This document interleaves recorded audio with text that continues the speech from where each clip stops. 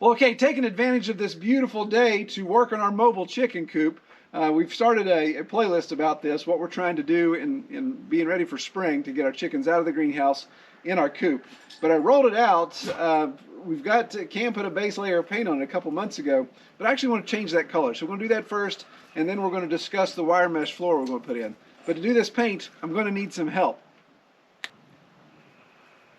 I'm not ready. Yeah, you're definitely not dressed for painting, sorry. You think that's enough time for her? All right, let's try it again. Much better. All right, good. Now I'm ready. All right, so I've got my crew here going to help me put some paint on this while I line out the floor and I'll explain what we're doing with the wire. Okay, so the reason for repainting the trailer basically is purely cosmetic. I didn't like the brown because of the metal roofing and the sides I was going to put on it. I wanted to actually have some color scheme to it and not be some redneck cobbled together thing. We want it to be redneck, but just with matching colors. So we went with a gray. I'll go back here so you can see.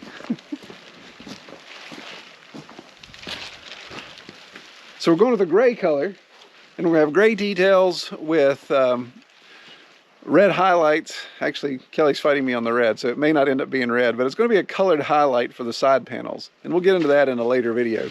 Special product that we're going to order actually from a sign company for the siding versus traditional siding material, so we can keep that weight down.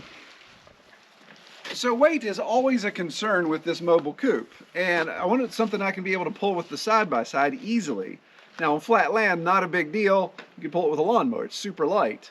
And even when we built it with traditional materials, it would still be something you could move fairly well on flat.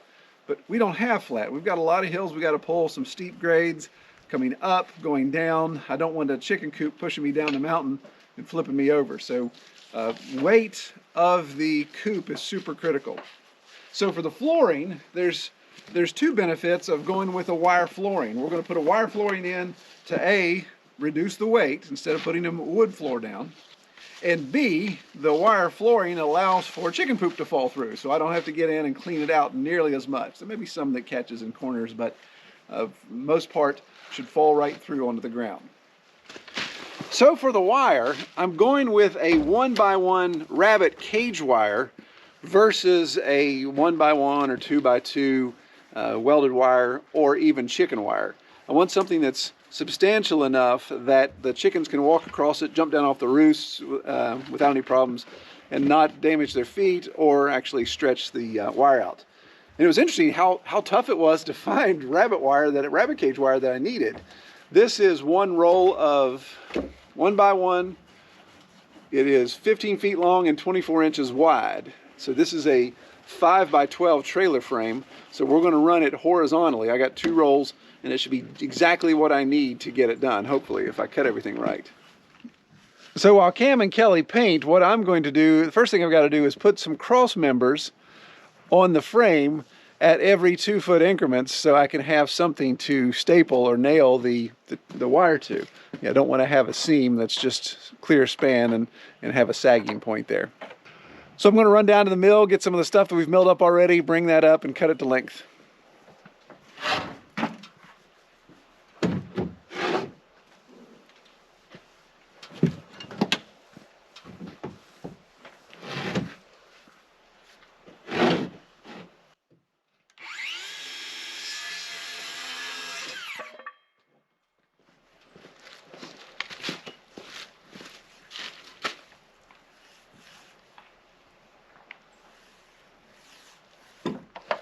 Like a little stealth roller.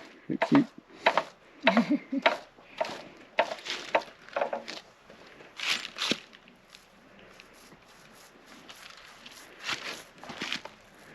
You do such good work. I'm a detail girl. That's needed around here. Yeah. We need more detail girls. Detour. Detour.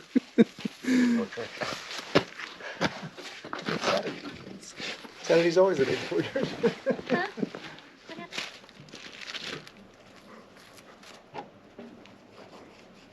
So you want to just flip this? Just hold it. Some level right now.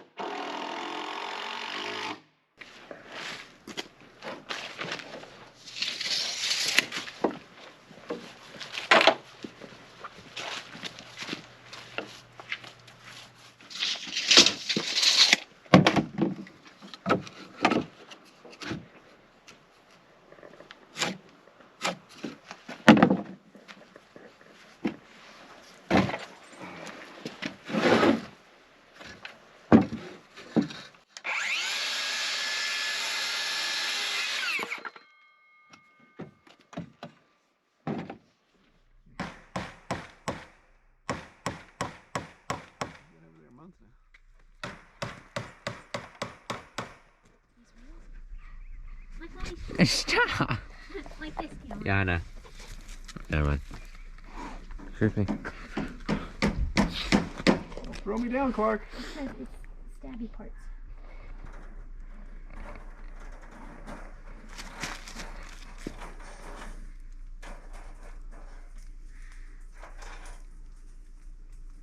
Oh. Okay. Come here.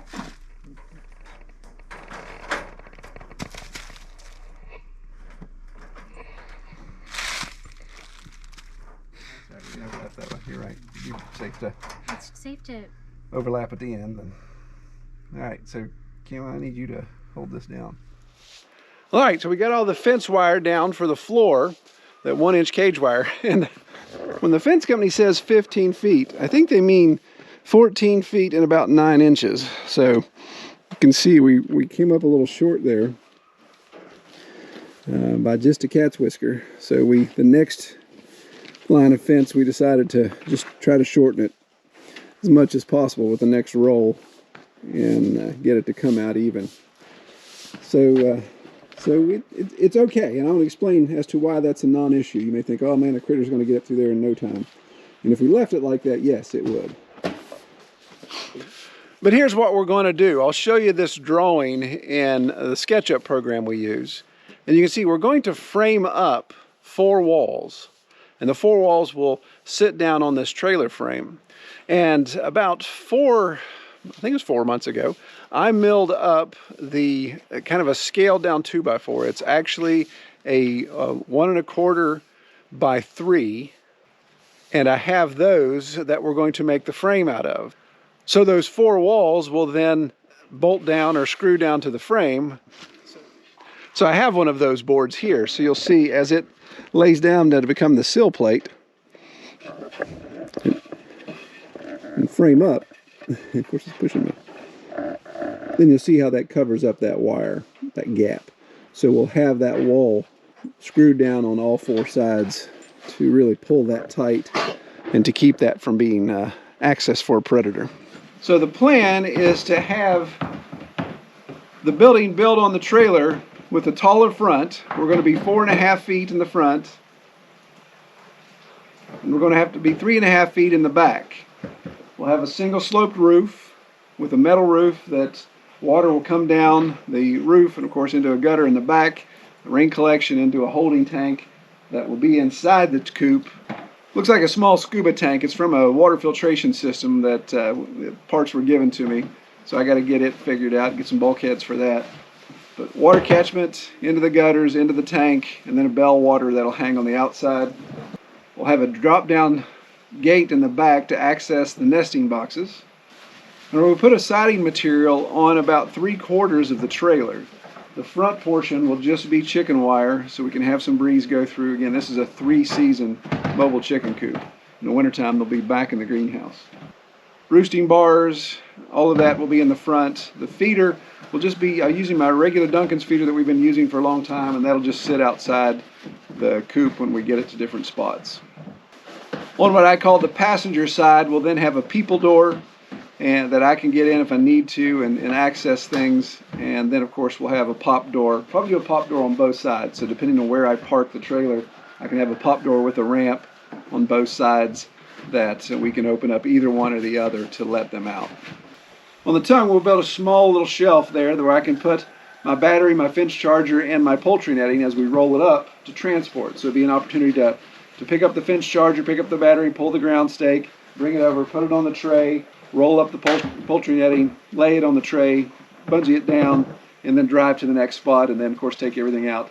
We'll always have the poultry netting around the trailer and not butted up to the edge of it. So that will help with predator issues as well. That's why it doesn't have to be super, super predator tight, because we'll have electric fence all the way around it.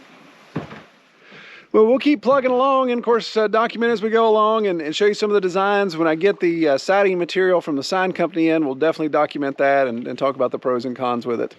But again, the game plan is to keep this super light. Well, appreciate everybody watching. Take care.